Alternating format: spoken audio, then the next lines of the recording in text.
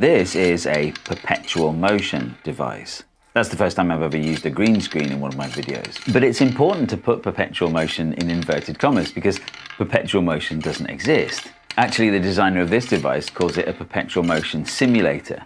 I quite like that. Actually, I quite like perpetual motion simulators in general because we know that perpetual motion isn't possible, so it's fun to try and figure out, like, where's the trick? And in this particular case, the trick is some really lovely engineering. To be clear, I don't like perpetual motion simulators that are designed to scam people. The list of those is endless, but the creator of this device is very clear that it needs batteries. In fact, I did some bookkeeping after buying all the stuff for this video, and I chuckled at these two entries. Perpetual motion machine followed immediately by batteries for perpetual motion machine. To figure out how this works, we really need to look inside. And thankfully, through the magic of buying two of them, I already have a taken apart one right here. And that's the second time I've ever used green screen in one of my videos. The idea was to remove the wooden base and replace it with a transparent one because, you know, I like to make transparent versions of things. The problem was, when we put all the gubbins back in, we couldn't get it working again. So while this is good for showing you what's going on, it's a bit unsatisfying because it doesn't actually work. And then I thought, wait a second, why don't I try and contact the person who made this thing? William Lee was very helpful giving advice on how to get this thing working, but we never could. So eventually I asked if he would make one for me. And so here is my third perpetual motion simulator.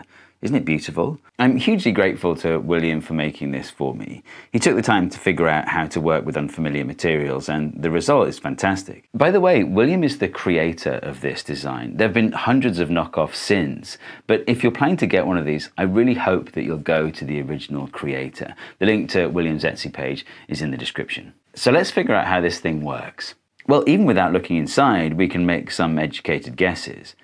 Without the device turned on, you can see the losses due to friction. Gravitational potential energy is turned into kinetic energy, and that kinetic energy is turned back into gravitational potential energy. But look how much less gravitational potential energy there is after that process. So when the device is turned on, the ball must be given some additional kinetic energy at some point. And the only thing I can think of is electromagnets. And in this transparent version, that's what you see here. But that's not enough on its own. If you simply turn on the electromagnet, well, the steel ball will accelerate towards it, but once it reaches the electromagnet, it'll be harder to leave.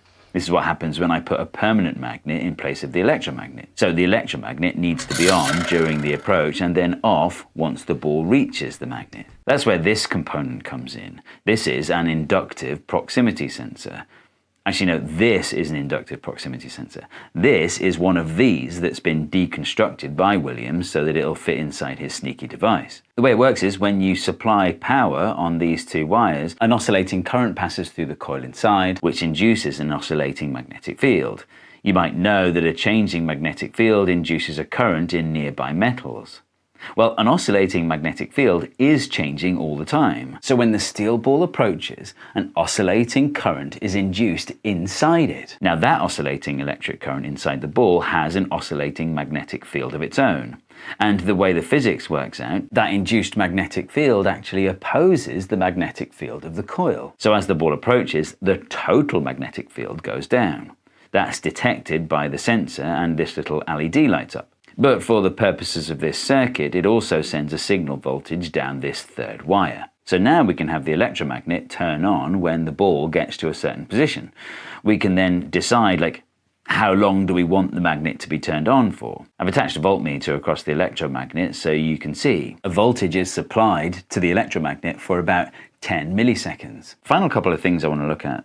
What are these things? Well, these are capacitors. You really need to give that electromagnet some juice. So instead of powering it directly from the battery, you charge up these capacitors and then power it from them. I'm not sure how long it takes to charge up these capacitors, but if you send two balls down at the same time, the second ball doesn't make it. But if you leave a little gap between the two, then they both come back to the top. And actually, looking at the voltage graph from earlier, the capacitors don't discharge very much at all. So you can imagine it wouldn't take much time to get them back where you want them before the